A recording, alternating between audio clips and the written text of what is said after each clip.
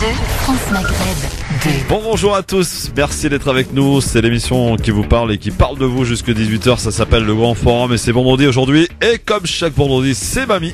Il sera avec nous dans un instant avec Mamie, évidemment, sur France Maghreb 2 pour que vous puissiez échanger et dialoguer sur les différents sujets proposés aujourd'hui jusque 18h. Et on va parler des Comores. On va parler aussi, de ce rapport qui est sorti sur l'islamophobie et qui en découle à cette question.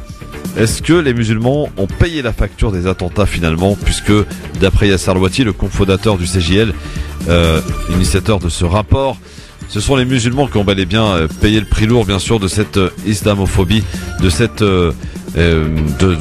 xénophobie, oui, qui s'est avérée, qui a été avérée au cours de l'année 2017. Eh bien, on en reparle avec vous. 01 40 33 9000, c'est le numéro de téléphone qui vous rapproche de nous, qui vous rapproche de la radio et des auditeurs. 01 40 33 9000 pour prendre la parole. Et en cette journée, puisque nous sommes le vendredi, le dernier vendredi de ce mois sacré du Ramadan, normalement, c'est la journée internationale d'Al-Quds. Et voici, évidemment, puisqu'on parle d'Al-Quds, de Jérusalem, cette magnifique chanson. Merci d'être avec nous en direct sur votre radio France Maghreb 2. C'est parti pour votre LGF, le grand forum avec le vendredi. Le vendredi, c'est Mamie. Bonjour Tarek, Mamie, bonjour. Comment ça va? Ça très bien. Même trop bien. Ah bon? Oula. Je vous jure que des fois, comment dire? Dites. Bonjour à toutes les auditrices, bonjour à tous les auditeurs. Pendant le mois de Ramadan, paradoxalement, plus on travaille, plus on se dépense, plus on se sent mieux. En tout cas, c'est mon cas. C'est-à-dire que je pense que les gens fatiguent quand ils ne font rien et qu'ils attendent que le 21h ou le iftar arrive. Mais pendant cette année... Ça doit être long alors. Hein, ça doit être long d'attendre que le iftar arrive. Oui, et donc peut-être que ça fatigue. Mais cette année, depuis le début du mois, on a fait tellement de choses que vous verrez au fur et à mesure. On travaille sur la grande soirée, Christophe, du cabaret sauvage. Donc c'est des efforts, c'est des contacts, c'est de l'organisation. Là, on vient donc de confirmer l'opération Zitouna. Vous allez passer le spot. Donc on saura pour la première fois et en exclusivité la radio qui va couvrir cette année à partir de la Tunisie la cérémonie de Layt al-Qadr, donc la nuit des destins. Ça vient pas tout seul, il faut les contacts, il faut les trucs. Bon, avec tout ce qu'on fait en interne. Donc, alhamdoulilah, cette année c'est un excellent Ramadan parce qu'on a bien travaillé, parce qu'on a rendu heureux beaucoup de gens, les différents, donc les 4 Radioton, avec plein d'orphelins pour Muslim Hands, avec plein de recettes pour Secours Islamique, avec de l'argent qui rentre pour le CBSP à qui on consacre ce week-end, plus un peu d'argent pour l'association Amani. Donc on a bossé, Christophe, mine de rien, et on s'est pas rendu compte. Je sais même plus quel jour. Je connais aujourd'hui la date du mois de juin parce que on doit prendre l'avion. Donc le 10, je sais qu'on est le 8, mais je me rappelle même pas quel jour on est par rapport au mois de Ramadan, tellement ça file à une vitesse de TGV. Oui, effectivement. Alors si je ne m'abuse, on est 23e jour. 23e? Oui. De fait. Ouais, bon, tu vois. Donc il reste rien. Non, de fait, ce soir. Oui, ce soir, voilà. Quand on reprend le soir. Absolument. C'est extraordinaire. Non, mais c'est extraordinaire. C'est vrai que vous avez raison sur une chose, et je suppose que les auditeurs, peut-être, en tout cas ceux qui sont occupés, vont pouvoir nous le confirmer, c'est que on a l'impression que le Ramadan a commencé hier et qu'il va se terminer demain. Donc, ça, la semaine prochaine, c'est passé une vitesse. Ouais. Mais, un bon Ramadan, je pense que c'est un Ramadan de travail. Un Ramadan studieux. Et je comprends qu'aujourd'hui... J'ai du mal à comprendre ceux qui prennent des vacances pour Ramadan. Ouais, pour s'asseoir à la maison. Ouais. Et il y a eu donc des batailles militaires pendant le Ramadan du temps du prophète. Ouais. Et je comprends que ça peut donner, non pas la bataille en même guerrière, mais le fait de se lever, de travailler, de courir, de faire, de remplir. J'ai l'impression que, alhamdoulilah, faut toucher du bois, remercier Dieu en même temps, mais on dirait que en ce qui me concerne, il y a une pile et que plus je marche, plus la pile se remplit, un peu comme les batteries de voiture, quoi. Quand vous roulez, la batterie, elle est là. Et alhamdoulilah. Donc je suis vraiment content de ce Ramadan. Après, c'est Dieu et c'est Allah qui décide de la suite des événements. Alors la question du jour aujourd'hui, à hauteur d'un rapport sur l'islamophobie en France, Yasser Louati estime que l'année 2017 a été marquée par des questions identitaires et sécuritaires. La question est toute trouvée. Est-ce que les musulmans ont payé la facture selon vous des attentats ? parce que c'est vrai, ils ont été beaucoup utilisés, notamment avec cette après les attentats, vous savez, il y a eu cet état d'urgence et il y a eu notamment ces perquisitions, il y a eu beaucoup de choses. Et d'ailleurs, l'État a été condamné dernièrement, Tarek, vis-à-vis d'une perquisition gratuite avec quand même des choses qui ont été dégradées dans un restaurant à Paris. J'ai pensé justement à lui, moi. Oui, absolument. Il a fait condamner l'État. Oui. D'accord. Donc c'est quand même pas rien. 92%, c'est oui. Vous pensez oui que effectivement la France a utilisé les musulmans pour payer la facture des attentats en quelque sorte. Vous continuez donc à voter sur Facebook ainsi que sur Twitter et en nous appelant au 01 40 33 9000. Plus globalement, Tarek Mami, est-ce que selon vous, c'est vrai qu'on le voit au travers de différents rapports, on a utilisé celui-ci, mais il y en a bien d'autres qui montrent bien une stigmatisation permanente des musulmans dans ce pays à chaque fois qu'il y a un problème et en particulier lorsqu'il y a des attentats. Donc Tarek, est-ce que les musulmans clairement ont payé la facture des attentats? Alors, ce qu'il faut dire, Christophe, c'est que... Qu'est-ce que vous déménagez? Parce que je change de fauteuil pour prendre un peu plus confortable. On fait tout en direct, c'est France Maghreb 2. Par les institutions, oui. Par la société française, non. Ouais. Moi, c'est le ressenti que j'ai. C'est-à-dire, autant la police et la justice ont fait des choses qui frôlent le dérapage ou qui font des dérapages, autant il n'y a pas eu de heurts entre les citoyens français de confession différentes, et il y aurait de quoi, parce que quand on regarde des émissions, quand on lit des livres, quand on regarde des émissions, quand on écoute des émissions radio et des émissions de télévision dites d'information continue, on a l'impression que quand vous sortez dans la rue, il y a un musulman qui va sortir pour vous poignarder. Vous avez l'impression que si vous descendez dans le métro, sur 50 personnes qui sont pas musulmanes, il y aurait 3, et tout d'un coup il y a 3 couteaux qui vont sortir avec Allah Akbar. Or, ça ne se passe pas comme ça. Et la société est beaucoup plus solidaire et beaucoup plus mûre que les politiques, que la classe politique dans sa globalité. Alors, à l'exception, mais je mets paragraphe à mot exception, au président de la République qui essaye donc de ménager tout le monde et qui n'a pas le discours ni de M. Hollande, ni de M. Valls. Alors, mais ce rapport, il faut le lire. Oui, absolument. Parce que j'ai pour habitude, surtout que maintenant c'est sa version française qui vient de sortir. Donc ceux qui ne lisent pas l'anglais, je comprends. Mais maintenant, il faut le lire parce que moi, j'appartiens à cette race de gens qui disent Iqra et qui disent avant de critiquer un rapport, avant de le décortiquer, avant le truc, faut le lire, l'analyser pour parler en toute connaissance de cause. Il faut pas écouter uniquement France Maghreb 2 et les quelques phrases que Monsieur Louati développera lors de son prochain passage, ou tel article de tel blog dit musulman ou dit islamique, pour donc faire comme si on connaissait le rapport. Faut lire. Parce que la lecture permet aussi de stabiliser l'intellect et de digérer le texte qui est écrit. Et on peut en parler beaucoup mieux que si on dit quelqu'un a dit que. Alors en tout cas, vous nous donnez votre avis qui nous intéresse évidemment puisque c'est votre émission, c'est l'émission qui vous parle et qui parle de vous. Donc 01 40 33 9000 pour nous donner votre avis. On va parler bien sûr Tarek Mami parce que c'est un vendredi particulier comme étant normalement, je disais tout à l'heure, on sait jamais, on n'est pas à l'abri d'une surprise, mais normalement c'est le dernier vendredi du mois. Oh bah c'est le dernier. Ah bah attendez. Bah sinon on fera 31. Non, absolument pas. Non, on a commencé quand? On a commencé le 18 mai, si mes souvenirs sont bons, donc on en est au 23e. Si vendredi prochain, effectivement, le CFCM, donc la nuit du doute, c'est jeudi soir, décide que l'Aïd, c'est samedi, eh bien ça fera 30 jours. Là, si on s'arrête effectivement jeudi et que l'Aïd soit vendredi, ça fera un ramadan une nouvelle fois à 29 jours. Voilà. Bah, je vais laisser faire, j'ai pas calculé. Parce que... C'est pour ça d'ailleurs que les adeptes du calcul ont commencé une journée avant, vous vous en souvenez? Oui, voilà. Oui, le 17. Le 17, donc nous on a commencé le 18. Et donc le 17, et eux, ils avaient dit donc qu'ils allaient au 30 jours. Ah oui, absolument. Voilà, c'est ça. Oui, voilà. Donc c'est la confusion, elle est là. Donc c'est pour ça que je vous dis, on n'est pas à l'abri d'une surprise, mais normalement, étant donné les données scientifiques qui montrent bien que le croissant lunaire sera visible, bien visible d'ailleurs jeudi soir dans l'ensemble du Maghreb et en Europe, a priori il y a peu de chances que l'Aïd soit autre chose que vendredi. Donc normalement, disais-je, nous sommes le dernier vendredi de ce mois béni du Ramadan, et comme la tradition le veut, Tarek, c'est la journée internationale d'Al-Quds. Voilà. Et ce titre, on a passé d'ailleurs une chanson de Féroz il y a quelques instants. On en reparlera parce que vous allez nous expliquer depuis quand c'est installé, comment ça fonctionne. Vous parliez un petit peu de polémique même. Oui. Voilà. Mais juste auparavant, c'est des sourires crispés qui seront de rigueur sur la traditionnelle photo de famille Tarek dans quelques heures entre les chefs d'État et de gouvernement des pays du G7, les pays les plus industrialisés de la planète. Donald Trump, Tarek, avant l'ouverture de ce sommet, apparaît isolé. Les 6 autres pays du G7 vont tenter de faire front commun contre le président des États-Unis. Pour les auditeurs, on va essayer de les nommer parce que j'ai un doute sur la Russie ou pas, ou si c'est juste les pays occidentaux. Il faudra que du G7. Oui. Si on dit la France, l'Angleterre, l'Italie, l'Allemagne, l'Espagne, la France. J'ai cité. J'ai commencé par la France. Donc j'ai un doute, je vérifierai tout à l'heure parce qu'on peut pas tout avoir en mémoire en même temps.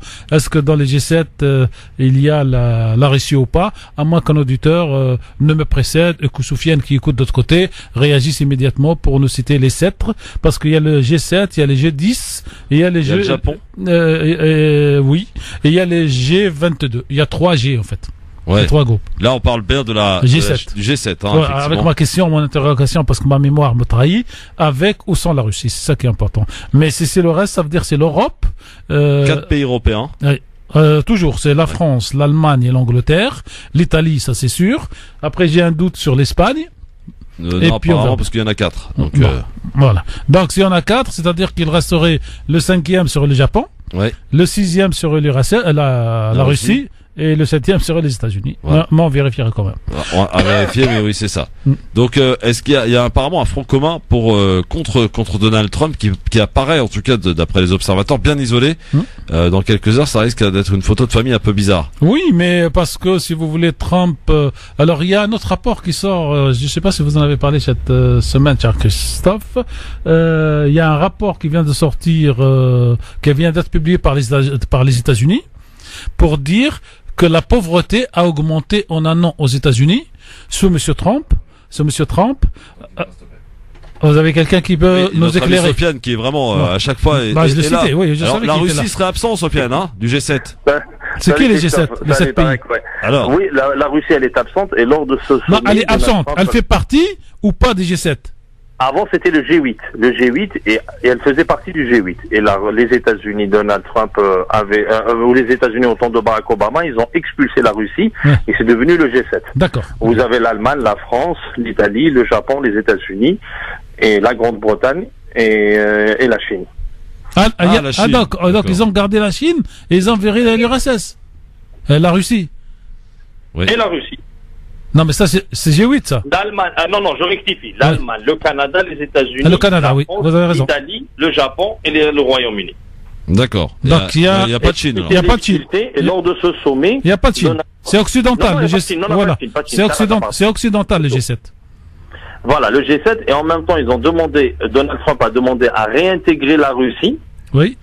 Au niveau du G8, et la Russie a répliqué aujourd'hui comme quoi qu'elle vraiment pour dire qu'elle n'attendait pas cette invitation et elle voyait une autre forme d'organisation de pays puissants dans une autre forme de rassemblement et non pas de G7 ou G8 ou G22. Ah, super. Il y a plein de G finalement dans le monde. Voilà. Bon, Sofiane, merci beaucoup en tout cas d'être vaillant. Merci beaucoup. Alors aujourd'hui donc nous avons les Comores et la Palestine. Alors justement Tarek, puisqu'on parlait du G7, quand même à signaler un élément important. Il y aura tout à l'heure, une demi-heure avant l'ouverture officielle du G7, une rencontre bilatérale, comment dire, face à face entre Donald Trump et Emmanuel Macron. Le ton du président français dès hier, on l'a entendu, au Canada a bien changé à l'écart de son homologue américain. Pourquoi ce changement? Comment ce changement est apparu, Tarek? Comment l'expliquer? En fait, la France était un pays souverain et indépendant depuis 1945, avec comme allié principal les États-Unis d'Amérique. Mais elle ne dépendait pas de fait des États-Unis dans sa politique extérieure et dans sa politique militaire, puisqu'elle n'était pas membre de l'OTAN. L'OTAN a demandé à la France, sous le président Chirac, d'adhérer donc à l'OTAN. Et le président Chirac, il a dit oui sur le principe, mais à une condition. Quelle condition? La condition que M. Chirac avait mis sur la table, c'était que la France soit la seule responsable dans ce qu'on appelle la zone Méditerranée. En clair, le Moyen-Orient, donc le sud de la France et tout ça.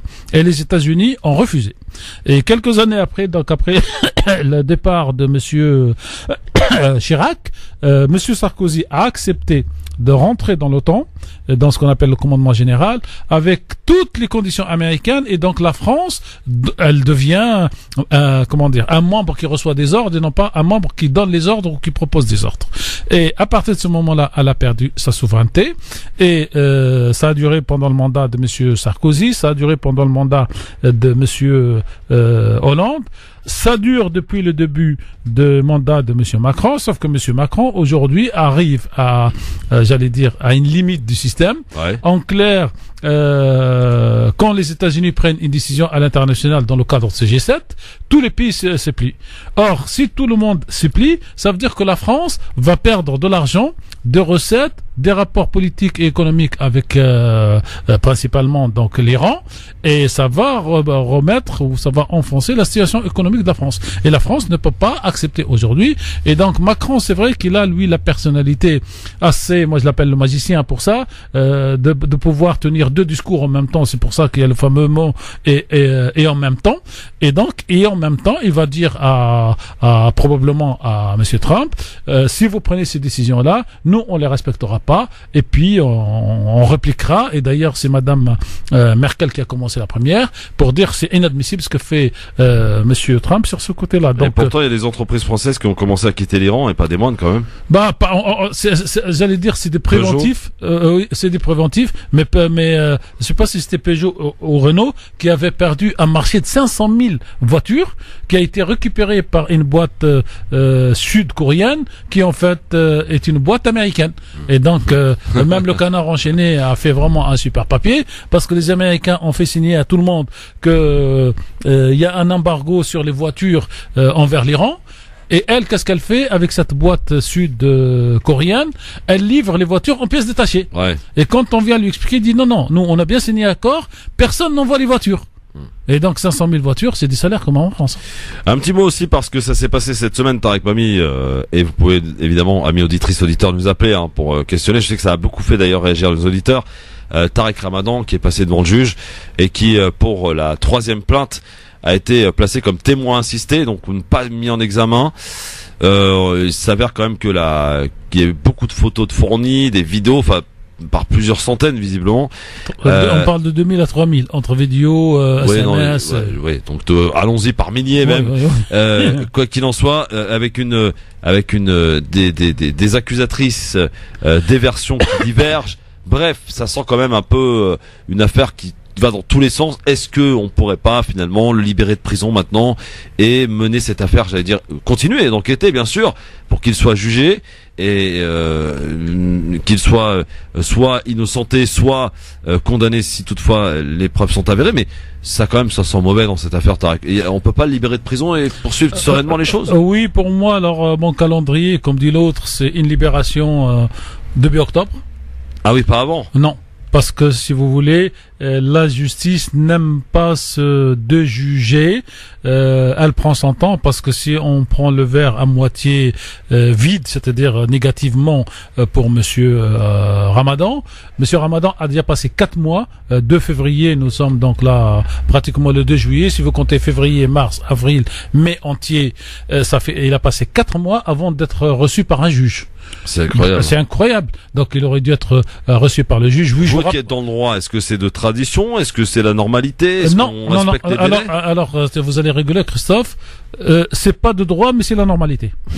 D'accord. Voilà. Ouais. Donc en fait, chaque juge et chaque collège fait ce qu'il veut, et selon les conditions politiques. Parce qu'on a vu, par exemple, le jour de l'audition de Monsieur Ramadan dans le nouveau palais de justice, Monsieur Molins passait son après-midi à bouger d'un bureau à l'autre. Que fait-il? Il y avait le bureau et l'audition, Il y a un autre bureau donc dans lequel le sien, il y a un troisième bureau, et il était toujours accompagné de 2 ou 3 personnes. Il rentrait, il restait 10 minutes, 15 minutes, y compris, je sais pas, mais je veux pas dire de bêtises, peut-être dans le bureau de l'audition, et puis elle ressort. Et il avait une tête une gueule d'enterrement. Et donc, si vous voulez, on peut pas, si on libère tout de suite, ça fait, il aurait fallu. Mais si on le garde jusqu'à fin septembre, début octobre, on dira que les investigations sont parties, et que maintenant, parce qu'on le retient pour 2 raisons officiellement. La première, c'est pour qu'il fasse pas de chantage ou de l'influence sur les filles. On dira, c'est terminé, il peut plus, maintenant tout est dit. La deuxième, c'est qu'en tant qu'étranger, il va se casser. Bon, il y a toutes les garanties pour qu'il se casse pas. Et d'ailleurs, j'avais envoyé, cher Christophe, voilà, c'est au Weinstein, il y a 15 jours, il a été donc convoqué par la justice, et il est passé par la même case que monsieur Tariq Ramadan, sauf que lui, il est sorti avec donc ce qu'on appelle le bracelet électronique et une caution d'1 million d'euros, et il n'a pas passé 1 heure en prison. Il a passé quelques heures dans le géol d'attente du tribunal, mais il n'a pas dormi une nuit. En plus, Harvey Weinstein, si je m'abuse, c'est les enfants. Voilà, c'est tout. Donc, si vous voulez... LGF, le grand forum avec Tarek Mami, et vous, chers amis auditeurs, si vous souhaitez évidemment intervenir, vous êtes les bienvenus, 01 40 33 9000. Tiens, on va prendre un appel du côté du standard. Qu'est-ce qui se passe? Est-ce qu'on a envie de parler? Bien, n'hésitez pas à prendre la parole. Allô, bonsoir. Allô, bonsoir, est-ce que vous pourriez parler près du téléphone? Voilà. C'est Mouloud à l'appareil. Bonjour Mouloud. Bonjour Christophe, bonjour à monsieur Tariq. Mami, bonjour Tariq, monsieur Mouloud. Bonjour monsieur Mouloud, c'est Tarek. Bonjour Tariq Mami. Parce que Tariq, ça fait de la confusion, donc c'est Tarek. Ouais. C'est vrai. Christophe, oui. Je vous appelais parce que cette semaine, sur le plateau de Pascal Pro, il y avait un... Comment il s'appelle? J'ai perdu le chroniqueur qui intervient sur Nadir Kahia. Nadir Kahia. Voilà, il était cette semaine, je sais pas si tu l'as vu un matin. Non, c'est pas vraiment l'émission que je regarde. Sur le plateau, il m'a fait plaisir parce qu'à un moment, ils ont parlé de l'affaire Tariq Ramadan. Et lui, il a posé la question suivante. Il a parlé de monsieur Darmanin.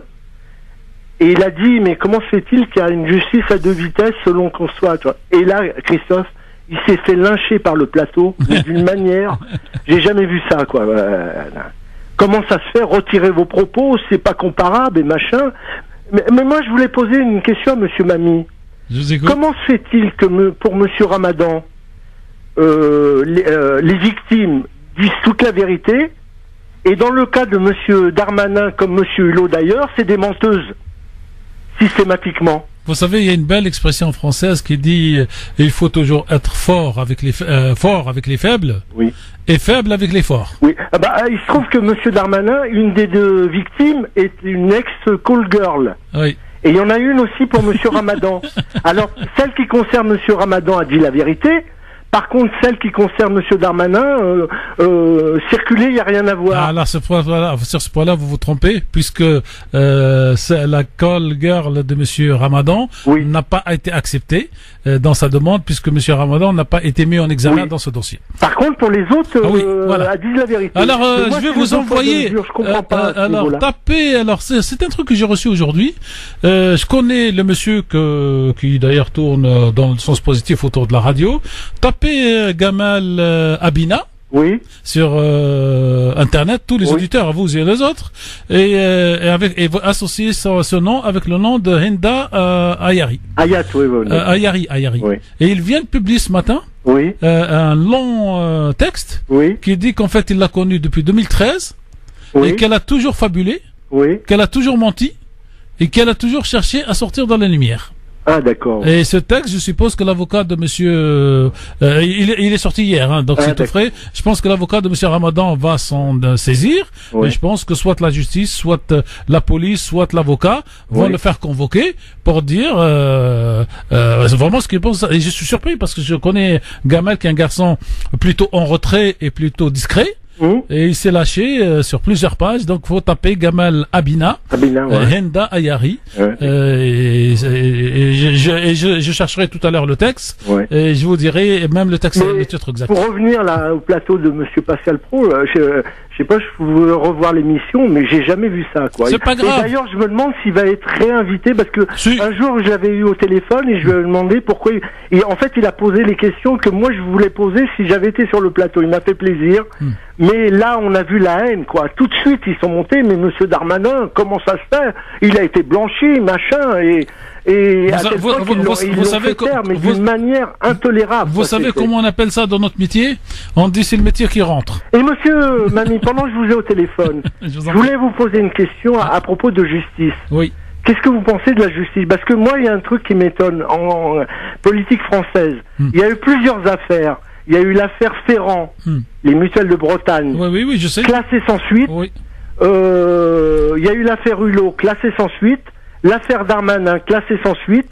En ce moment, il y a Monsieur Macron, il y a ces affaires de campagne, là, d'histoire de compte de campagne, là, et son collaborateur, Monsieur Colère, qui est mis en cause. Oui.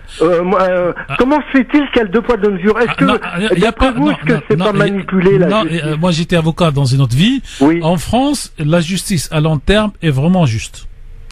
À long terme. Oui. Voilà. Parce que moi, regardez, par exemple, Monsieur Fillon. Oui. Vous vous souvenez la manière dont, moi, je suis pas pour Fillon. Mais à l'époque, il y a eu tout de suite l'enquête, machin, et depuis un an, il n'y a plus rien. En deux mots, la justice française, à la fin, est une justice juste. Moi, je suis pas d'accord. Non, mais je vais vous dire pourquoi.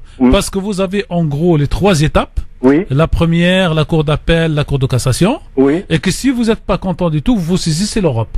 Oui. Donc, à la fin, vous avez quand même une belle trajectoire qu'il n'y a pas dans les pays maghrébins, arabes et tout ça, pour faire simple. Ben moi, justement, j'étais en train de me poser la question par rapport à nos pays. Oui. Parce que quand on voit les ministres systématiquement impliqués, et c'est classé sans suite, moi, personnellement, je suis pas tout seul, je me pose des questions. Non. Et la deuxième solution, c'est que vous avez le droit, n'importe qui a le droit de déposer plainte contre n'importe qui.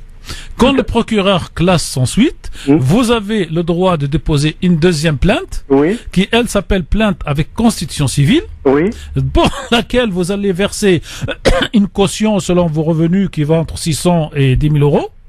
Et là, le doyen des juges est obligé d'ouvrir l'enquête et de faire le travail. Ah, d'accord. Et si vous gagnez à la fin, on vous rembourse les 1000 euros ou les 10 000 euros. Et si vous perdez à la fin, on considère ça comme des frais de justice. Donc vous avez des voies de justice dans ce pays, sauf que beaucoup de gens ne connaissent pas, parce que beaucoup ne sont pas avocats, beaucoup ne sont pas dans la justice, mais vous avez plusieurs moyens. Mais avouez quand même, Monsieur Mamie, vous êtes d'accord avec moi que selon qu'on soit ministre ou routier oui, tout à fait. ou je sais pas quoi, c'est pas la même justice. Tout à fait. En tout cas, sa rapidité pour punir est beaucoup plus rapide pour les gens du peuple que pour les gens d'en haut, comme dit M. Raffarin. Non, mais ça, c'est le constat. Mais après, moi, ayant été avocat, connaissant tout ce milieu, je regarde aussi le long terme, sauf que je n'oublie pas la souffrance des gens, parce que M. Ramadan, pendant 4 mois avant d'être écouté par un juge, c'est une souffrance inutile. Bah, regardez le cas aux États-Unis, là, vous en parliez de M. Weinstein. Et lui, il devrait être en prison depuis des années. Et lui, il l'est pas. Il a payé 1 million, c'est M. Deaska.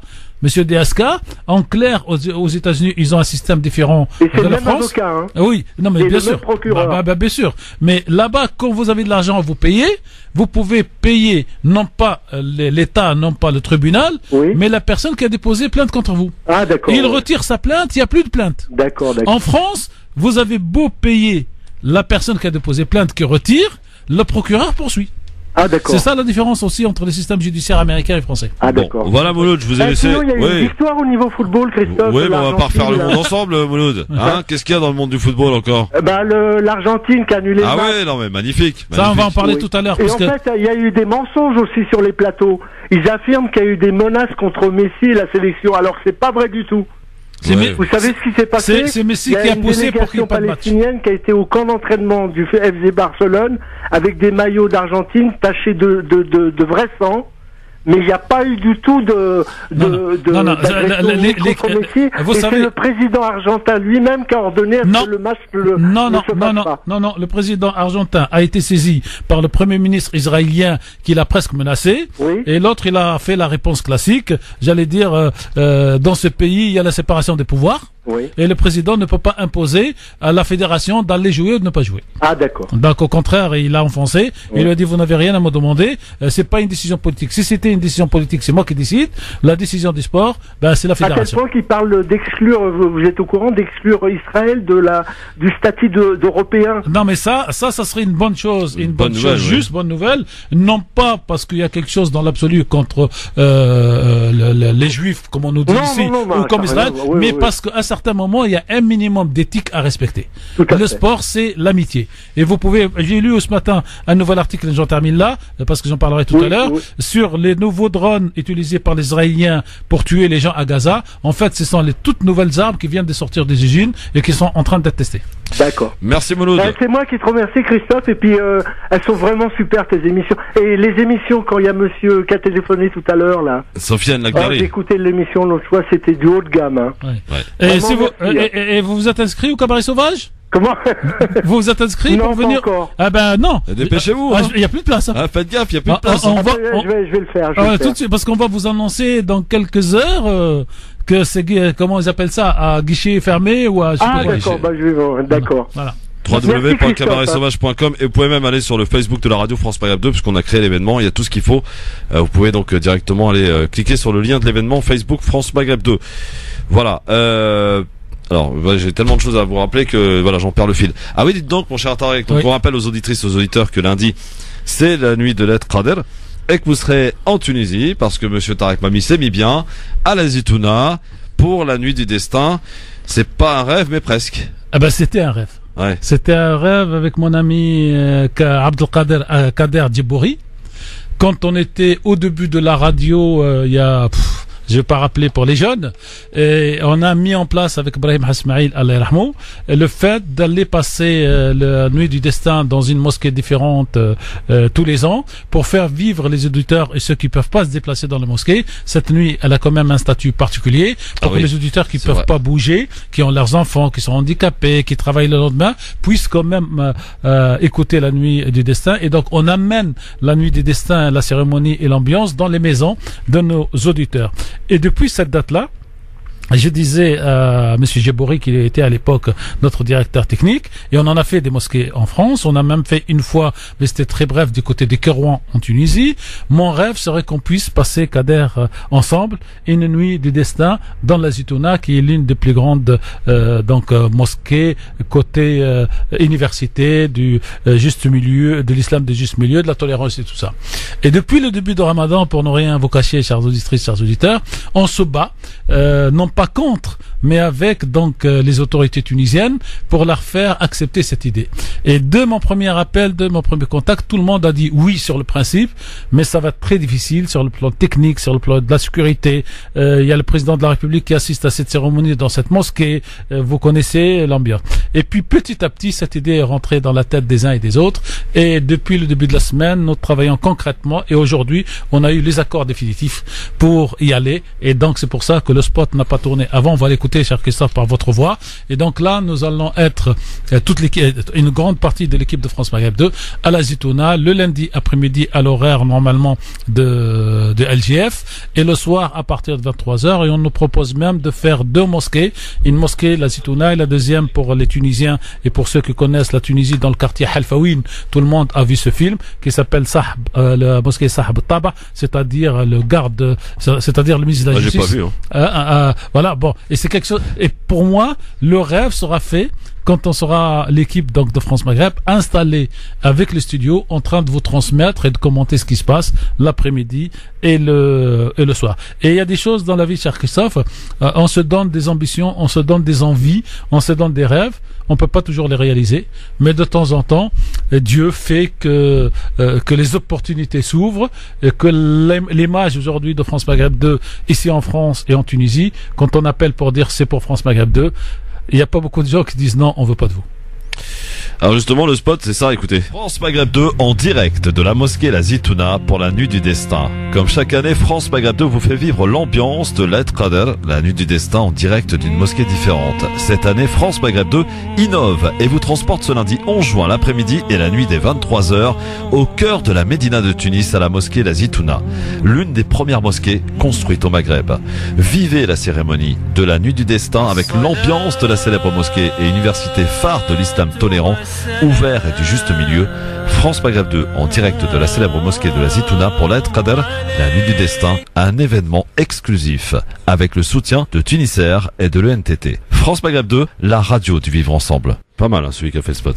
Ah ben, une belle voix et puis de la, comment dire, du sérieux. Ouais. Alors, justement, je tiens à remercier effectivement l'ONTT et qui est l'Office national du tourisme tunisien, ouais, et Tunisair, qui n'ont rien à voir avec la religion, mais pareil, quand je les appelais pour leur dire voilà ce qu'on souhaite faire, est-ce qu'on peut avoir votre soutien d'une manière ou d'une autre? On ne demande pas d'argent, nous, à France Maghreb 2, on demande toujours des facilités, des tarifs intéressants, mais des choses. Et les deux directeurs, je les remercie ici, monsieur Sami Gharbi et monsieur Hamza pour monsieur Hamza, donc Louati pour Tunisair. Je tiens vraiment à les remercier. Un autre Louati? Oui, comme le nôtre. Ouais, ouais. Et je tiens vraiment de les remercier parce qu'ils n'ont pas hésité. Dit Tarek, l'idée est très bonne. Et chaque fois que tu viens nous voir, c'est pour proposer quelque chose. C'est très difficile vu les délais parce que toutes les administrations, et vous le savez maintenant, Christophe, parce que je vous explique hors antenne, c'est 1 mois, c'est 2 mois de délai. Et nous, avec ces urgences, c'est toujours 3 jours de délai avant le départ et on vient de recevoir toutes les lettres. Donc je tiens à les remercier. Et je souhaite surtout que nous aurons et la capacité et les moyens techniques, on amène tout ce qu'il faut, mais que les auditeurs apprécient cette nuit à sa juste valeur. Et je vous promets que le rêve pour les 3 pays du Maghreb ne s'arrête pas là, parce que nous avons encore quelques idées pour les 2 autres pays et que nous ferons tout pour pouvoir donc dans les années qui viennent, si Dieu le veut et si on est tous encore là, de faire la même chose en Algérie et en Tunisie, parce que c'est ça. Maroc. Oui, on a fait cette année la Tunisie, oui. Donc l'Algérie et le Maroc dans l'ordre, dans les désordres, parce que ce genre de choses, c'est des choses qui marquent une radio. Ça me rappelle quand on avait monté il y a bien longtemps, cher Christophe, vous nous aviez pas encore rejoint à l'époque, notre fameuse émission Allo Bagdad ici Paris. C'est des choses. On en parlait beaucoup. Hein. Voilà. Elle a été connue. Voilà. Et donc c'est des choses qui restent pour nous à la fin d'une carrière professionnelle, à la fin d'une vie. En tout cas, cette histoire de la Zitouna pour la Nuit du Destin, elle crée pas mal de comment dirais-je, d'hommes qui sont frustrés au sein de la radio. À commencer par moi d'ailleurs. Oui. Non mais si vous voulez, cher Christophe, l'idéal serait qu'on puisse délocaliser l'ensemble de l'équipe et du studio. Parce que c'est quand même un sacré moment, quand même. Voilà, et je vous promets qu'on essayera de faire, parce que maintenant on a un petit peu les ficelles du métier. Si on doit le refaire pour le pèlerinage ou pour le Maoulid, s'il faut qu'on parte à 10, on partira à 10. L'essentiel dans la vie, c'est des histoires internes à la radio, c'est pas.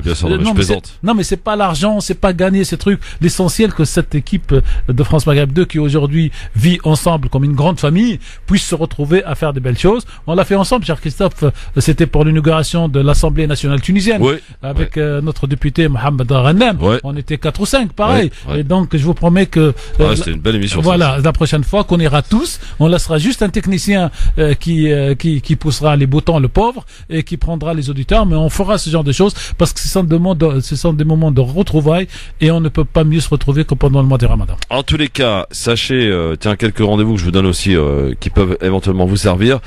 Demain soir, du côté d'un super restaurant, franchement que j'aime bien, en plus, ça s'appelle La Table Servie à Corbeil-Essonnes, 75 rue de Fontainebleau. Il y aura notre ami Mohamed Bajrafil qui sera là pour répondre aux questions. Alors, le concept est assez original d'ailleurs. Là, vous allez pouvoir faire un parler islam sur place, quoi. Voilà, exactement. Le concept est assez original. C'est d'aller manger au restaurant. Vous savez qu'il y a beaucoup. Vous faites certainement, Tarek, des menus Ramadan pendant le Ramadan, dans les menus restaurants, qui proposent des formules Ramadan. Je vais y arriver. Effectivement, la formule est plutôt bien et en plus pas cher parce que on peut voir des restaurants qui proposent des formules. Ça va jusqu'à 30 € quand même. Hein. Oui, en gros, la moyenne aujourd'hui c'est 20 €. Voilà, c'est ça. C'est un peu d'ailleurs le principe de la table servie. On y mange bien et donc le principe c'est d'aller manger en famille et si vous pouvez en même temps poser des questions à l'imam Mohamed Bajrafil, dont sa connaissance n'est plus approuvée, eh bien vous pouvez donc le faire. De concept est assez original et sympathique. Donc n'hésitez pas demain soir du côté de Corbeil-Essonnes. C'est dans le 91 à côté d'Evry. Alors, comme on est dans les annonces, oui, allez-y. Ce soir il y a un dîner donc en plein air du côté de la République. Ah bon? Oui, c'est Monsieur Driss Nguyen. Ça, ce sont les informations du matin, cher Christophe. Driss Nguyen. Je me connais celui-là. Vient d'où? Bien sûr. Et donc il organise aujourd'hui un iftar en plein air à Place de la République, ouvert à tous. Un très beau texte qui a été lu à plusieurs reprises dans les émissions du matin. Je rappelle aux auditeurs de France Maghreb 2 de l'après-midi que France Maghreb 2 aujourd'hui diffuse 24/24 partout en France, et donc à Paris, pas sur la bande FM, mais à la fois sur l'internet, à la fois sur plusieurs sites qui nous reprennent, dont un qui s'appelle Écouter la radio en ligne, par le satellite, donc sur les télévisions, et surtout par l'application. Et je suis chez Free. Vous avez tout compris. Oui, chez Free, et sur l'application de la radio, pour laquelle donc vous avez fait beaucoup de pubs, cher Christophe. Elle est bien téléchargée cette appli. Voilà. Et donc on a aujourd'hui dans l'émission du matin de 10h à 14h, de 10h à midi avec Latif Aloucham, dans ce qu'on appelle l'émission globale, s'appelle le Ramadan en famille. Et là, les 2 premières heures, on l'a sous-titré le Ramadan comme les musulmans le vivent. Et la deuxième partie avec Hinda Djeridi de midi à 14h s'appelle le Ramadan comme les musulmans devraient le vivre. Et donc il y a beaucoup d'auditeurs de Paris qui appellent le matin par l'application. Et Nguyen est passé donc 2 fois. Et Nguyen ce soir, donc c'est un repas en plein air du côté de la République. Et qui est-ce qui organise ça? Et lui et de plusieurs amis, et chacun amène ce qu'il a à amener, et il a fait un super texte, il dit croyant ou pas croyant, musulman ou pas musulman. Place de la République. Place de la République. À Paris. Oui, je suppose qu'il a demandé les autorisations à la préfecture de police. Pas mal. Tout à l'heure, on donnera le numéro de téléphone de quelqu'un qui vend des dates de Gaza. Alors ça, c'est des amis de Gaza qui lui ont envoyé des dates conditionnées. Elles sont bonnes, moi. Conditionnées en 1 kilo, et qui disent nous ne voulons pas que les gens nous donnent de l'argent, parce qu'on a l'impression de mendier. Nous demandons les gens de nous aider en achetant nos dates. On donnera donc le téléphone de Monsieur Tahar. Elles sont bonnes les dates de Gaza? Oui. Donc on donnera tout à l'heure, je vais chercher le numéro de Monsieur Tahar Tahraoui, je crois, qui vend ces dates. Donc vous avez plein d'activités, et vous avez ce soir donc. Et vous êtes où, vous, ce soir? Voilà, je suis ce soir dans l'émission d'Aniette à Nanterre, avec chez monsieur et madame Fatna Chouir. Ah, je comprends que vous avez un sourire jusqu'aux oreilles, parce que chez Fatna, il paraît qu'on mange. On mange bien. Voilà. Et puis je pars, malgré moi, avec un sac de nourriture, j'allais dire. Et Fatna me gâte tous les ans, parce qu'elle me met dans ce sac. Elle sait ce que j'aime. Ça fait 20 ans qu'on se connaît, avec Fatna Chouir, monsieur Najib Chouir et madame Fatna Chouir. On est des amis depuis longtemps. On a fait d'ailleurs l'émission, donc, à le Bagdad ensemble, et plein d'autres choses.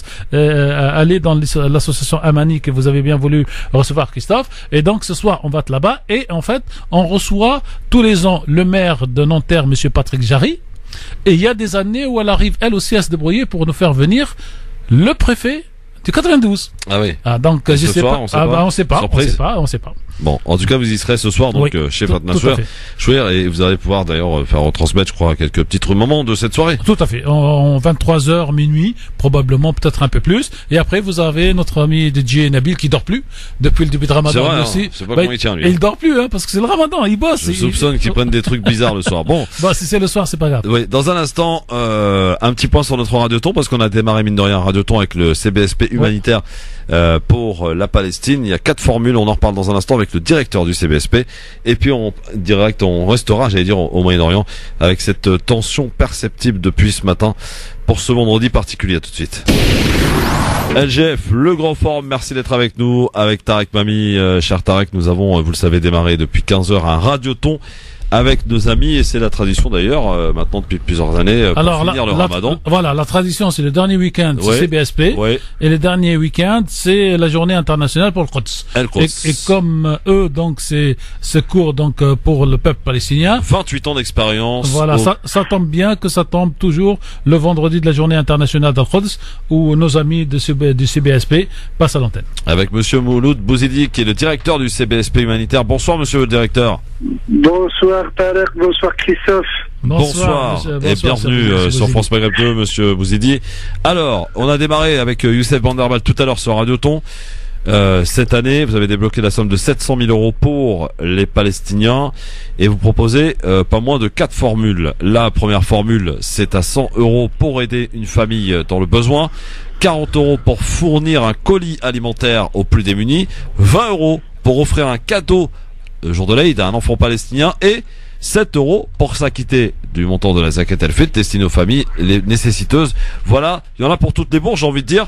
Donc chacune peut essayer éventuellement de trouver la bonne formule, la meilleure formule qu'il soit, pour essayer d'aider évidemment pas Youssef Banderman, ni Tarek Mami, ni Christophe Rowe, ni Monsieur Bouloud Bouzili, non, les Palestiniens, parce que c'est votre mission depuis 28 ans, Monsieur Bouzili.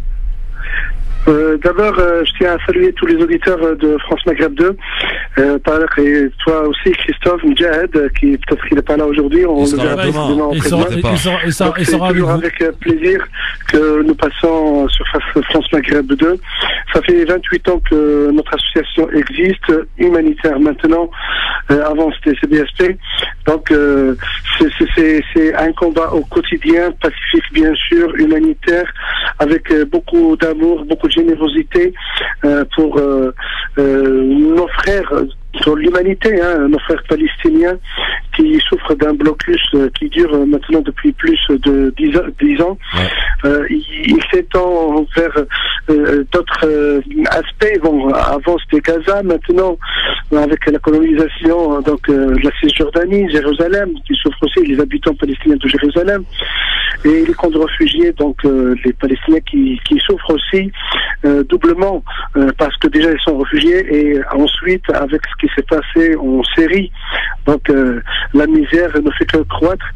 Nous avons pris cet engagement d'aller les soutenir sur un volet humain, sur un volet humanitaire, le secours, la solidarité, la bonté, et heureusement les Français d'une façon générale, la communauté musulmane d'une façon particulière est très, comment dirais-je, très sensible à cette question, et donc nous saisissons toutes les occasions pour rappeler d'abord, donc notre message sur France Maghreb 2, c'est d'abord un message de rappel pour qu'on n'oublie pas, parce que l'oubli malheureusement tue encore plus ces Palestiniens quand ils savent que nous sommes solidaires avec eux, quand ils savent que nous pensons à eux, quand ils savent que nous organisons des radiotons, toute une activité durant toute l'année, mais surtout le mois de Ramadan, ils nous disent déjà cela suffit.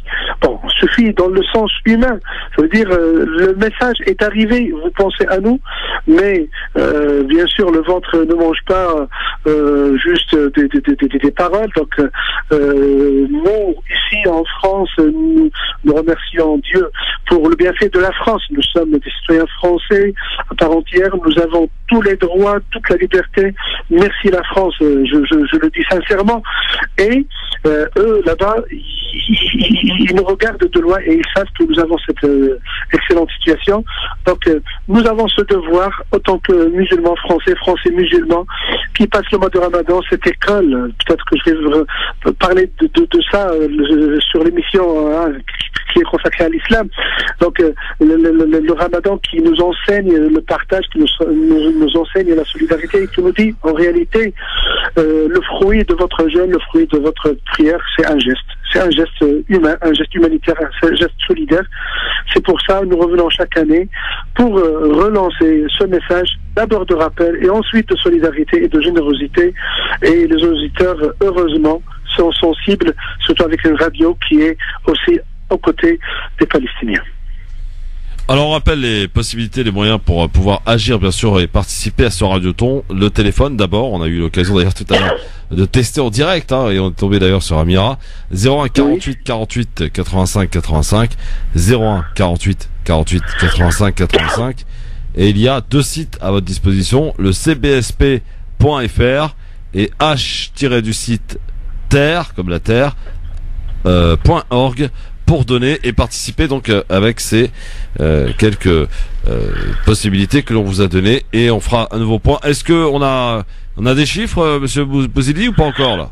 Là, je suis en déplacement, je ne suis pas au siège, donc je ne peux rien vous dire, honnêtement. Peut-être Youssef, si vous l'avez au téléphone, il pourra peut-être vous donner des renseignements.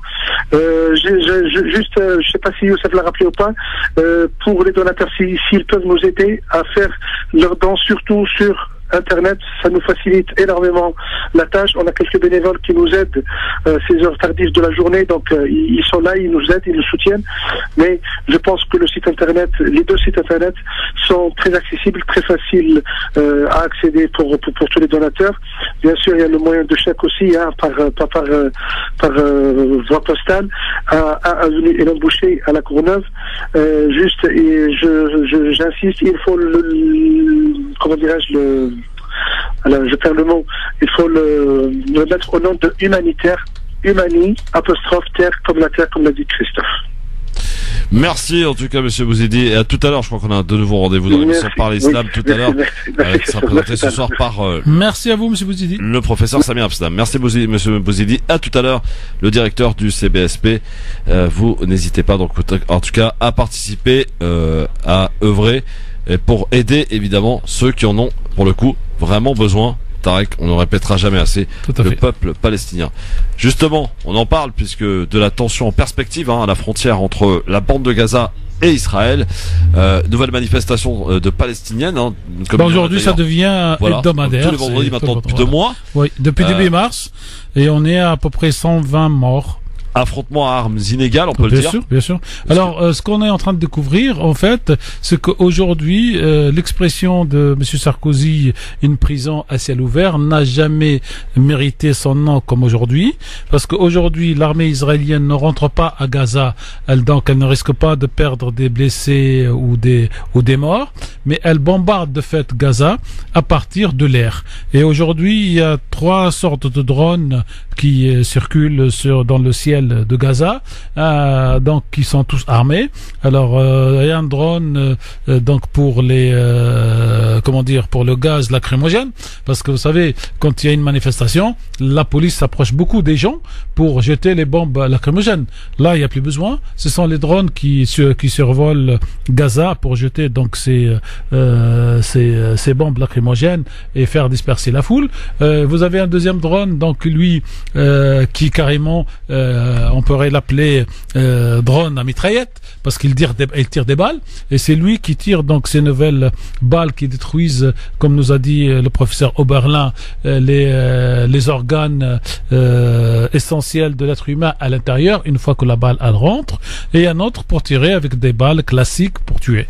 Et c'est le deuxième drone donc avec les balles explosives qui a tué à la fois les journalistes qui étaient bien identifiés comme journalistes et la dernière dame qui a été assassinée, qui est infirmière. Et aujourd'hui, donc, en fait, les Israéliens, c'est comme s'ils avaient de cobayes dans un laboratoire. Chaque fois qu'ils inventent une nouvelle arme, cher Christophe, et ça donne des frissons, ce que je veux vous dire. Ils ont donc des souris dans un laboratoire, et chaque fois qu'ils inventent une nouvelle arme, ils vont la tester grandeur nature sur les souris, sur le laboratoire donc de Gaza. Et aucune contrainte internationale. Et aujourd'hui, il y a vraiment des reportages qui sortent de la société israélienne et de l'État d'Israël. Notamment la semaine dernière, il y avait le grand Charles Anderlin sur France Culture qui a dit des paroles, j'allais dire, qui font froid au dos. Il dit de toute façon, les Israéliens aujourd'hui considèrent que les Palestiniens n'existent pas. Et donc, quand on leur dit l'armée israélienne a tué des Palestiniens, c'est comme si on l'a rien dit, quoi. Et il dit la communication d'Israël à l'intérieur d'Israël est super efficace. Elle a des difficultés à l'international parce qu'il y a encore des résistances, mais à l'intérieur, il n'y a plus personne, ou presque, sauf quelques journalistes courageux dans 2 ou 3 journaux algériens. Mais pour toute la société israélienne, ils considèrent que les Palestiniens sont de non-êtres, en quelque sorte, et que le fait de les tuer n'a aucune espèce d'importance. Et il dit c'est ça qui est grave aujourd'hui. Donc je résume un petit peu l'idée de monsieur Charles Anderlin, d'où donc cette opération CBSP où il faut qu'on aide les peuples palestiniens. Je rappelle encore sur France Maghreb 2, non pas parce qu'ils sont arabes, non pas parce qu'ils sont musulmans, mais parce qu'ils sont tout simplement des êtres humains dans une cage. Tarek, la journée internationale d'Al-Quds. Alors je vais aller vite parce qu'il nous reste peu de temps pour parler absolument un peu de Comores. Alors pour cette journée internationale, en fait, elle a été, comment dire, criée par l'imam Khomeini dès qu'il est rentré pour prendre le pouvoir en Iran en 1979. En 80, il a déclaré que pour les musulmans, le dernier vendredi doit être appelé la journée internationale. Et tout de suite, donc, et d'ailleurs beaucoup plus aujourd'hui, les opposants à l'Iran, les opposants à Khomeini, ils disent que c'est une décision chiite qui n'engage pas les Palestiniens, qui n'engage pas les Sunnites, qui n'engage pas. Or, depuis quelques années, et surtout cette année, c'est tout le peuple palestinien qui, pour la première fois, revendique cette dénomination de journée internationale, et elle est sur toutes les affiches avec l'affiche Le Grand Retour. Et donc, aujourd'hui, pour les Palestiniens, le vendredi, le dernier vendredi, le 4e vendredi, est dorénavant bel et bien appelé. Et là, Khomeini a quelque part gagné son pari, parce que ce n'est plus une décision chiite. Et aujourd'hui, c'est la journée annuelle dans laquelle il y a le plus grand nombre de manifestants en Iran, Christophe, qui descendent dans la rue pour cette cause de Quds Jérusalem. Et on voit pas ça dans la presse mainstream et dans la presse internationale, malheureusement. Et j'ai vu hier une vidéo du porte-parole de l'armée israélienne qui parle une superbe langue arabe et qui connaît la religion musulmane, et qui explique que les Palestiniens ont tort d'adopter ce texte, parce que ce texte est par les chiites qui sont pas des musulmans, et il est fait par les Iraniens qui sont les ennemis de l'islam sunnite. Et il remonte et il dit, et je peux même vous dire que Abdul Wahhab, le créateur donc du wahhabisme en Arabie Saoudite, avait déjà écrit et déclaré à l'époque, donc il y a un siècle et demi en gros, que les chiites sont plus dangereux pour l'islam et les musulmans que les chrétiens et que les juifs. Et quand vous retenez cette phrase, vous comprenez la ligne politique actuelle d'Israël et son alliance avec MBS de l'Arabie Saoudite. Donc MBS se repose sur son grand-père ou son arrière-grand-père pour dire donc l'Iran et les chiites sont plus dangereux. Et ce discours ne tient plus aujourd'hui à l'intérieur du monde arabe, et il ne tient plus à l'intérieur surtout de la Palestine. Et vous avez aujourd'hui beaucoup de pays arabes, bien sûr, il y a le Liban, il y a la Syrie, il y a l'Iran qui n'est pas arabe, et il y a donc dans la société égyptienne, il y a dans la société tunisienne, il y a France Maghreb 2 aujourd'hui. Nous revendiquons tous ce mot de journée internationale d'Al-Quds Jérusalem, dans lequel toute la solidarité doit aller du côté des Palestiniens, non pas parce qu'ils sont musulmans, non pas parce qu'ils sont arabes, mais parce que c'est un peuple aujourd'hui colonisé et abattu. Donc vous avez des soldats israéliens qui tirent à vue et qui tirent femmes, personnes handicapées, hommes et même des petites filles ou des petits enfants par le gaz lacrymogène qui est jeté sur la zone de Gaza. Eh oui, on n'invente rien, messieurs. Voilà. Et la polémique vient du fait que encore l'Arabie Saoudite et quelques autres pays avec elle, en fait, ils sont 3 pays. C'est l'Arabie Saoudite, les Émirats Arabes Unis, donc le MBS et le MBZ d'un côté, et le Bahreïn qui est colonisé de fait aujourd'hui par l'Arabie Saoudite, qui dit on ne peut pas accepter cette dénomination parce qu'elle est chiite, parce qu'elle est iranienne. Et ça, c'est la partie polémique. Mais la partie polémique est vraiment en train de perdre la bataille et la guerre, comme les Daïchiens et les terroristes sont en train de perdre la guerre en Syrie. D'ailleurs, vous remarquez, cher Christophe, que depuis en gros 3 semaines à mois, on parle presque plus de la Syrie, c'est vrai, comme si le problème était réglé. En fait, c'est la dernière tentative de bombardement de la France, des États-Unis et de l'Angleterre, soi-disant pour utilisation d'armes chimiques par les Syriens. Elle a réglé tous les problèmes en Syrie. Voilà. C'est magique, hein. Voilà. Et tout d'un coup, il n'y a plus de problème en Syrie. C'est fou. Et alors que je peux vous dire que moi, comme notre ami Sofiane, qui suivant au quotidien l'avancée de l'armée syrienne, l'armée syrienne est en train de prendre tous les territoires petit à petit. Et même, bonne autre nouvelle, les milices kurdes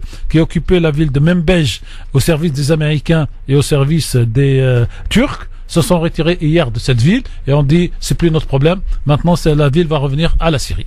Donc il reste en gros 2 grosses poches, la poche du sud sur la frontière d'Israël, et vous avez donc la fameuse la ville dans laquelle on a renvoyé tous les terroristes qui est sur leur contrôle. Et vous voyez ce qui passe en Jordanie, et allez dire aujourd'hui aux Jordaniens qu'il faut faire tomber le régime syrien, et vous aurez la réponse. Alors Tarek, on sait qu'il y a beaucoup d'auditeurs qui nous écoutent comoriens, notamment du côté de Marseille, une grosse communauté comorienne à Marseille. Vous souhaitiez nous parler des Comores, et peut-être nous révéler cette information qui n'est absolument pas traitée ailleurs, puisque les Comores, ça n'existe nulle part sur la carte pour les médias français, enfin pour les médias. Alors sauf si on passe la pub ou un morceau de musique pour 2 minutes, parce qu'il faut toujours aérer pour que les auditeurs puissent sauter avec nous. On se met la pub, comme ça on s'en débarrasse, voilà. Comme on dit, et puis on se retrouve dans un instant. Et comme ça, on quitte la Palestine pour aller aux Comores. Aux Comores, à tout de suite sur France Maghreb. Et puis merci d'être avec nous, c'est le LGF sur France Maghreb 2 avec Tarek Mami, et on va finir cette émission, Tarek, par les Comores. Vous avez tenu à nous en parler, parce que vous avez raison d'ailleurs, ce sujet n'apparaît nulle part. Et pourtant il se passe des choses aux Comores. Une île de Comores, c'est l'île qui est juste en face de Mayotte. 3 îles. 3 petites îles. Ouais. Alors, aux Comores, en fait, on peut parler aujourd'hui,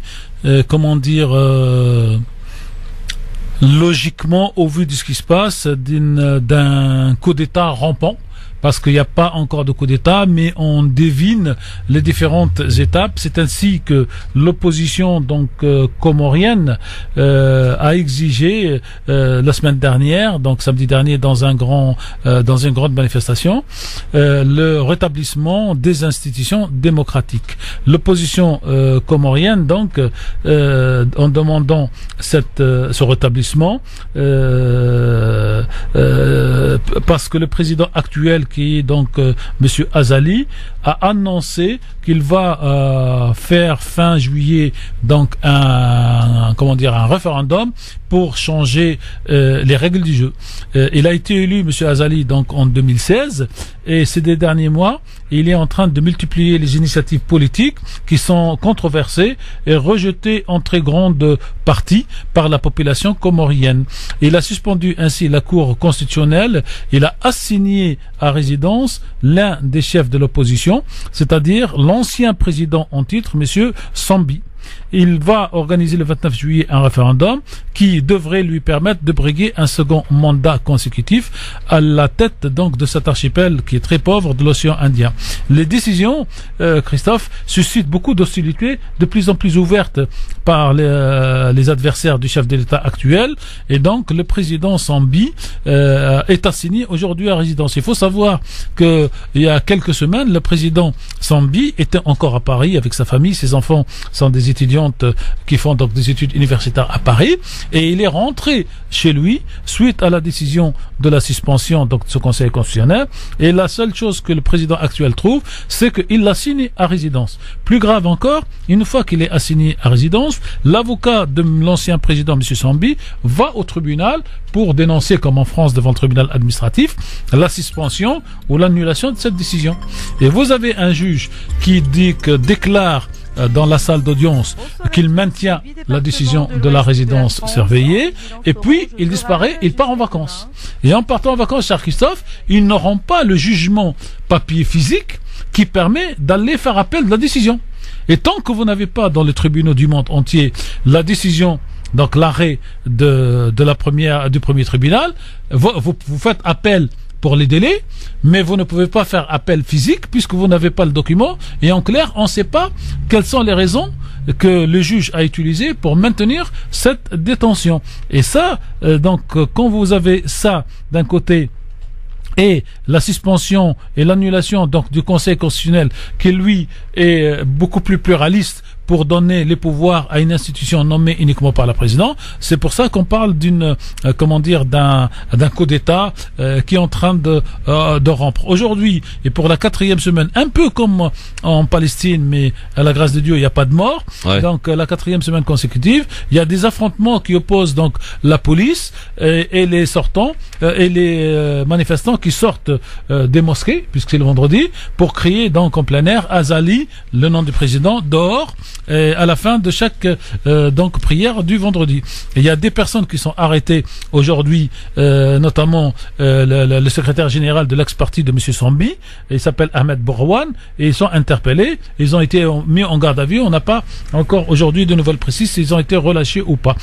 Tout ça se passe avec plusieurs rassemblements qui sont hostiles au chef de l'État, dans plusieurs localités et sur les 3 îles, parce que ce qu'il faut savoir, cher Christophe, chers auditeurs, c'est que les 3 îles ont décidé il y a plusieurs années que le mandat des présidents est d'une durée de 5 ans, non renouvelable immédiatement, et que chaque fois, tous les 5 ans, c'est un président qui ressort d'une des 3 îles qui devient président, de manière à créer la cohérence entre la population des 3 îles. Et ce monsieur Azali, manifestement, le fauteuil lui plaît beaucoup et il veut rester. Voilà ce que j'appelle donc un coup d'État rampant. Et cette décision donc de la nouvelle constitution, c'est en 2001, donc ça fait quand même un moment qu'elle est en place, ça va faire presque 20 ans. Et les 4 autres présidents ont respecté cette décision, et les 3 îles, donc, ils s'appellent l'île d'Anjouan, l'île de la Grande Comore, l'île de Mohéli, et le colonel Azali, lui, est originaire de la Grande Comore, et il veut, durer autant que possible. Voilà, je tenais à faire ce petit point sur France Maghreb 2, parce que je n'ai pas vu dans la presse mainstream d'informations sur le Comore, et on dit, et c'est le canard enchaîné encore à qui je conseille mes auditeurs, les auditeurs de la radio, de l'acheter vraiment tous les mercredis, parce qu'on trouve toutes les perles d'informations sur la politique intérieure et internationale qu'on trouve nulle part, que Monsieur Macron, le président actuel, serait plutôt avec Monsieur Azali, c'est-à-dire le président actuel, et qu'au sein du Quai d'Orsay, c'est-à-dire le ministère des Affaires étrangères, il y a plutôt une bataille entre les uns et les autres. Une petite partie soutient Monsieur Azali, mais la majorité dit qu'il ne faut pas le soutenir. Merci Tarek pour ce point précis en tout cas sur la situation aux Comores. Dans un instant, on va jouer. Je vais rajouter un autre point sur auquel on reviendra. C'est sur les élections au Mali qui vont avoir donc lieu fin juillet, le 29 juillet. Nous avons reçu Christophe, l'un des candidats qui s'appelle Monsieur Moussa Mara. Et si ce qui se passe au Mali vous intéresse, vous allez trouver une interview en 4 parties de Monsieur Moussa Mara sur le Facebook de la radio, et nous recevrons Monsieur Mara et les autres candidats s'ils sont à Paris début juillet, pour que vous puissiez aussi comprendre. Et là aussi, on dit que la France, dans sa classe politique, soutiendrait plutôt le président actuel et non pas ses opposants. Très en retard, 18h03, le rappel de l'actualité avant de jouer. Dans un instant, et pour gagner une corbeille de fruits, le flash de 18h avec Marine Garel. Bonsoir Marine. Bonsoir à tous. 8 départements de l'ouest de la France en vigilance orange aux orages jusqu'à demain. Ce matin, un quinquagénaire a été retrouvé mort dans le Cher. Sa voiture a été emportée par l'eau de la rivière en crue en raison des fortes pluies de la veille. C'est la 3e victime de la vague d'intempéries en France. Le taux global de grévistes à la SNCF au plus bas depuis le début du mouvement. Aujourd'hui, 13,68% recensé par la direction. Cela dit, les conducteurs, les contrôleurs et les aiguilleurs grévistes sont à nouveau plus nombreux. Au Québec, le sommet du G7 s'est ouvert. Les États-Unis semblent à l'écart. Ce n'est pas la première fois que des désaccords entre dirigeants viennent un peu enrayer la machine bien huilée du G7. Mais le sommet d'aujourd'hui pourrait connaître une ambiance particulièrement tendue, avec d'un côté les États-Unis qui ont quitté l'accord sur l'Iran et décrété de nouvelles taxes douanières.